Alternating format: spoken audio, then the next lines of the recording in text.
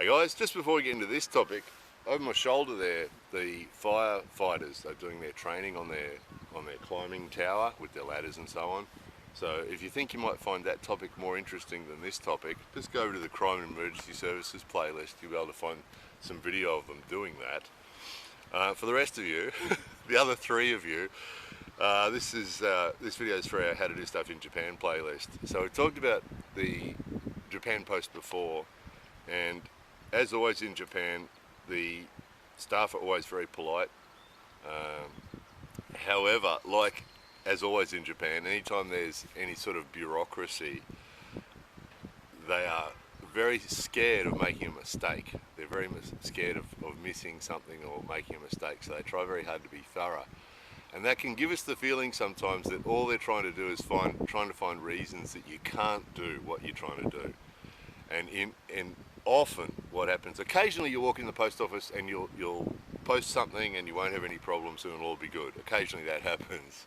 But often, and we've talked about this before, often you end up with this going on. Oh, they find something in your paperwork, or they find something and they're doing this, you know, and they give you more pieces of paper to fill out, and as always, lots of pieces of paper and lots of bureaucracy, and they're always trying to find the error and the reason you can't do what you're wanting to do.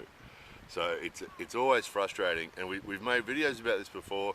Every time we go to the post office, there's a bit of a psyching up first. Okay, look, got to be patient, got to be calm, can't get pissed off, can't get frustrated, you know, got to be cool. And it doesn't matter how much preparation, they always seem to be able to find something, you know. So about a month or so ago, one of our patrons asked to send, he'd seen something on an old video, and he asked if we could send him just a sake bottle and a couple of cups. And we haven't done that for a long time because the airmail's been shut down and there's all sorts of dramas this year, so we haven't been sending anybody anything. But he's a particularly generous patron, so we gave it a shot. So we parceled up the box and then spent a lot of time preparing the paperwork to make sure it was all in order. And we bring home all the forms from the post office so we can have it all ready before we go to the post office to try and sort of save a bit of time. And so turn up at the post office with this box and the piece of paper, and they look at it and oh, you know, and then she goes off and she talks to the other guy and he goes, oh, you know, and no, this means if you get this in Japan, it's game over, you know, bon bon. And so they go off and talk about it and come back and go and get another piece of paper and come back, and the bottom line was they end up with this piece of paper, and here it is, this notice from the post office saying that the new electronic advanced data system, which is coming to the world incidentally, some of you probably already know about it. So basically most of the countries around the world have agreed to have this system in place where you have to electronically fill out this form first, and it advises the country of destination that this parcel's coming, so they expect it. So it's supposed to be for security and it's probably to stop tax evasion and probably to stop people selling things online and not paying tax, and so customs duty, and there's all sorts of reasons countries have to do this. They say it's for security and safety in case you're sending a bomb or something. So you got to fill out this thing. So you know, bomb. You got to, and our patron lives in America. And the US, that system's already in place, so you can't send anything to the US from Japan without doing that system already. And it's said on this form that the rest of the world, it will apply from the 1st of January. So after the 1st of January, if we want to send anything anywhere from Japan, we have to do this electronic online thing. And it was just like, oh, this feeling of gloom and doom straight away, and sort of had a bit of a look on the Japan Post website and was like, oh, this doesn't look good, you know, inevitably. So I told our patron, very sorry, very sorry, but just can't do this thing, you know. And he was very understanding and kind. However, Christmas is coming and we have some relatives that we can't neglect.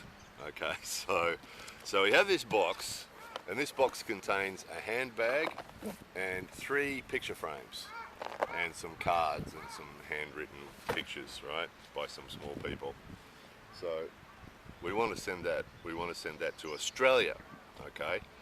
So I was like, oh, we sort of have to really. Okay, so apparently the system doesn't apply yet to Australia. It applies to Australia from the 1st of January. But the piece of paper that we saw actually had Japanese and it had English, and it said that it may not it may not be accepted in a country of destination without, if it's a handwritten postal paper, right, which is what we usually use, a handwritten one like this, right, and it may not be accepted in other countries. And the problem with Japanglish is it leaves you doubting the meaning of everything, because usually when we say it may not, it means maybe it won't, but then we're wondering if it means it may not, like it cannot, right? Oh, right, okay, well, let's have a go at this system. Partly in the back of my mind, I'm thinking it's probably worth giving it a go so we can tell you guys what it's like, you know. So, okay, onto the Japan Post website, and then trying to understand it. All their websites are a mess and confusing, and where do we need to go for this? Okay, finally found it. The International Mail My Page service. My Page. There's a nice piece of Japanglish for you. My Page. Why is it My Page? Why is it a service? Anyway, International Mail, My Page service, classic piece of Japanglish. Okay, so I went there. Okay, got to register. All right, okay, let's register. So, loads of info to input to register, and just loads of Japanglish. You know, it's just amazing that they don't get somebody with a decent level of English, or a native speaker even, just to check through it and say, oh look, that meaning's not clear, that meaning's ambiguous. You know, that may not thing was in there a bit, you know, and it was like, well, what does that mean? Does that mean you cannot? Does that mean maybe you can't? And that's the problem with Japanglish. It just leaves a big question mark over everything, because you're just not quite sure, is that what they mean, or is that not what they mean? So just filled out all this form to register, and then had to fill out a form for this particular article, right? And so I went through and filled all that out about the receiver and what was in the box and everything else, and then you got to fill out an invoice. And we've talked to the post office about that before. You know, we don't sell anybody anything except for eBay, but we don't send invoices to anybody. You know, but no, you got to have an invoice. So anyway, I did all that. 1 hour it took, and at the end of it, you got to print it out, right? So at the end of it, here's this like a file, like PDF file. And on it, and it said above it, you know, click the printer icon, and of course there was no printer icon. There was no printer icon, and then eventually found a little arrow. Click the arrow, and then it went to a little menu, and then there was the printer icon, you know. But the whole thing took an hour, and it was just a stressful thing, because it's just like, what does this mean? There's so much Japanglish in it. There's so much bad English in it. It's like, what does that mean? What do they mean by that? What do they want there? What do they want you to do, you know? And there's this constant don't really know thing going on, you know, where yoko karana, you know, don't really know. So anyway, an hour later, got it done. Just stressful, really stressful. In fairness to them, the system does remember your details from your sender details, and it also remembers the receiver details for the person you're sending it to. So it looks like if we send the same person something in the future, that we should be able to just click, and it should just put our details in and click and put their details in. It also remembers the items. So for our friends, like our friends at Freedom Japanese Market, who send candies and snacks, and our other friends that send fake food around the world, they should be able to just input in their standard items that they sell. So chances are those guys are going to say that they've got it sussed already, because they send stuff to the US, so that those guys have probably got it already sorted out, and they're probably going to go, no, it's no big deal once you've done it 100 times. And it probably isn't a big deal once you've done it 100 times. But just some stupid stuff in there, you know. When you're putting in the items, it's only got room for 2 items, and then it scrolls down for more. So you can't see what you put in already, you know, and then for some strange reason, you've got to give the value of the items, and then for some strange reason, their total value for the items was more than it was. We added up to however many yen it was, and their total was more. I was like, double check. Weird. So those of you who have done this already are probably sitting there going, yeah. It was really typical. So anyway, that's the story so far. So now what we have is the 3 pages are printed. 2 of the pages get printed on 1 page. It's just 3 pages of file go onto 2 pages. Finally printed that out. Now, they said the handwritten thing isn't accepted anymore, but what does that mean on its own? Does that mean that what we just printed out is going to be enough to get it to the States, to get it to Australia, or do we need to do more? So for safety, filled out the other form, the handwritten one as well. So today's challenge is to send this to Australia. So the next step is to go to the post office after some quiet meditation in the park, bringing the patience level up, psyching up to it. They get you, it doesn't matter how much you psych up. Every time I walk in there, it's like, right, today I'm going to be cool. And I walk in and I'm really nice to them.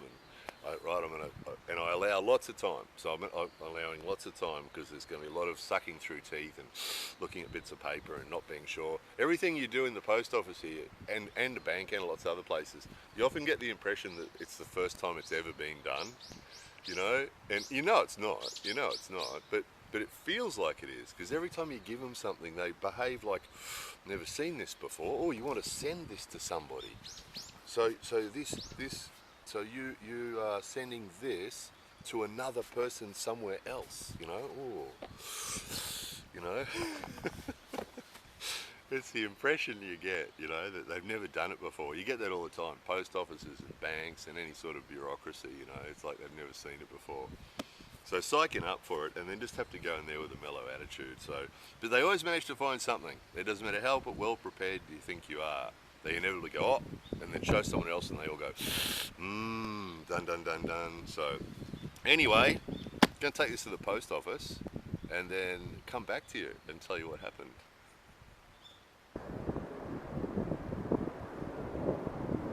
Okay. So the good thing about it all taking so long at the post office is it gives you time to take notes. So, no box. The box is gone, allegedly on its way to Australia. So, just a couple of points. One is, I want to make it really clear that those guys are really polite. So, when I whine about the bureaucracy and about the making things difficult for you, they're always really polite about it. They're always super polite. So we see on the internet, we see videos sometimes of public servants and other people in other countries being really rude and aggressive to their customers or to their people they're supposed to be looking after. It's not like that at all. They're super polite, and their motivation is to try to do everything properly. That's their motivation. That's what they're trying to achieve, and that's the way Japanese people see it. So what can be frustrating for us, sometimes really frustrating, to most Japanese people is just going to seem like it's normal. And they'll tell you that. If you say something to your Japanese friends about it, like, oh, they're being thorough, they're being careful, they're being very careful to make sure that they do everything just right, don't make any mistakes, So to the point of, so walked into the post office and full of patience, and put the box down and said, I'd like to send this to Australia, please. And she went, and she started to reach for the pile of paper, so I pulled out the already printed documents, and she went and got a book that obviously tells her what she needs to send things to Australia, and she looked at the book and she's checked the page, here's that one, and here's that one, here's that one, and she said to me, where's the other page? Here we go. No, there wasn't another page. Yes, there's another page, looks like this. Where's that page? And I said, no, and I was quite confident. I said to her, it said, on the file, it actually said, there are 3 pages, but 2 of the pages will be printed on the same leaf of paper. So it'll print 2 pages, but there's actually 3 pages of information. Sort of mumbled about that in the first part of this video, right? So I was quite confident that that's what it said. No, there's another page, she said. Here we go. I'm going to have to go home again, aren't I, and do all that again. But no, to their credit, to her credit, and to the credit of the post office, she went to her computer and typed in the number that was written on that document and brought it up and and talked to the other guy. In the meantime, I was sitting down taking notes because we knew it was going to take some time. So yes, and talked to the other guy in there, and they looked at it, and about 5 minutes, 10 minutes passed, and then they came back to the counter and they'd printed out all the documents again. which seemed to be just the same as what I'd already done. And then just asked me, you'll have to sign it. Big sets in there, right? Big explanation about why I have to sign it again. But it was quite clear. Okay, well you printed it again, so I've got to sign it again. Just a note on that too. When we've mentioned this in previous how to do stuff videos. If they tell you to sign something, don't do your normal, you know, Adolf Hitler, Donald Trump, blurry signature, because if you do that, they go, and they'll make you do it again, right? Their idea of sign something is to write your name, and the best thing to do is just write your name in block letters, however you've written it on the document. So in this case, the document just had my given name and my family name, no middle name. So that's exactly what I did, where in the box where they said sign it, I wrote my name in block letters exactly. So that's the safest bet. Anytime you've got a document to sign in Japan and they say sign it, just write it exactly how it's written on the document. If you've got a hunko, that's not going to be relevant, but they don't actually ask for a hunko in the post office usually, unless it's some other tax document or something. They just ask you to sign. So again, some of you saw a video we made recently about the Japanese government saying they want to digitalise everything and do away with paperwork. And you would have seen the paper. The post office is a classic. They've got their books with all their paper in it explaining what needs to be done. They go to the page for Australia and for the new system, and pages and pages, books of paper in there that they look up different things. They've got drawers of paper that they go to get the document you've got to sign. And of course, they had to go and get one on the one that was printed on the computer. It said that I declare that there's nothing in this parcel that's dangerous, that's within the dangerous goods description. So I already said that, and then as usual they go get another document that says the same thing, and you go through and tick, no, there's no explosives, there's no firearms, there's no all the things that aren't in there, a big list of things that aren't in there, and you've already signed to say that, right? But no, another one of those documents, and sign it and date it. With that too, they're talking about how this new electronic system is going to make everything safer, and it's for safety and security and for all these other reasons. They never asked for ID, which means if I'd used a fake email account and a false name and a false address and everything on all my details on there were fake, they wouldn't have known. So it's hard to see how that's going to have any security benefit at all. There was no real benefit with that information that was all recorded there. No difference between that and what's usually handwritten anyway. So I'd actually taken the usual document we used, the handwritten one. If this electronic system, printed paper system failed, if it was going to be too difficult, I was just going to bring out the old handwritten document and say, I want to use this. Because like I said before, Australia's not bringing that EAD system in until the 1st of January. So that was my backup, that was my plan B. If the electronic system and the printed document thing got too difficult, I was just going to bring out the old piece of paper that was handwritten that had exactly the same details on it. So the only difference between the old system and the new system is the new one's printed. And it's supposed to tell, all that information is supposed to be available at the other end. So the country you send the stuff to are expecting the thing to arrive. But it's what's the difference? They're going to be expecting it to arrive, but they still don't know what's in there. It's still taking the word of some anonymous person, really, because you don't have to give them ID. So very difficult to see how that's going to help anybody. Fully expecting, took in my driver's license, fully expecting that I'm going to say you've got to show your ID, because they've never said that anywhere on the website or on the document. But I was expecting that would be one of the hidden secrets, that you've got to identify yourself, but it wasn't there. Which makes that whole EAD thing seem irrelevant, really. So yeah, that was basically it. So finally got it all done and then paid the money. They're only accepting surface mail to most countries at the moment. But having said that, last time we sent something surface mail to Australia, it arrived within a week or two anyway. And the last time when we were still sending stuff to our patrons, it was still arriving pretty quick, even though it was surface mail too. So the bottom line is, yeah, we're not sending stuff anymore. We're not going to do the eBay thing anymore. We're not doing giveaways anymore. It's just too much. It's just too much.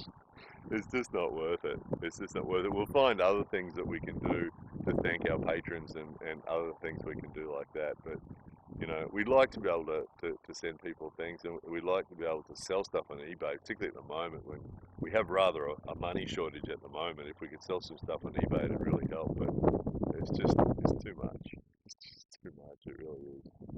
Rather go rather go get a part-time job at the convening. So, anyway, that was that. Mission accomplished. And it only took, well, including the computer time, talking to you guys, 2.5 hours. So that's pretty good. Not bad to send a box to another country. Pretty good. Ducks. Ducks. Hope it hasn't been too windy for you. This camera's not very good in the wind. Might leave you alone here to enjoy the ducks. More videos coming soon. Yeah, wait a minute. So, made this video. Sorry it was too windy, wasn't it? Sorry about that. And then went home to edit this video and started editing the video and the phone rang. Guess who it was? Had a funny feeling. Had a funny feeling. I know who this is going to be. Brum brum, hello. It's the post office calling. We've got another piece of paper here that we forgot to give you. Would you like to come back and get it, or would you like us to send it to you? So just like a receipt or a copy of it, of one of the documents or something that they forgot to give us. So interestingly, in Australia, can't ever remember getting a phone call from the post office, but having lived in Japan for this time, probably 4 or 5 times over the years, we've had phone calls from the post office about things that already posted. So it wasn't over yet. Okay, it's over now. More videos coming soon.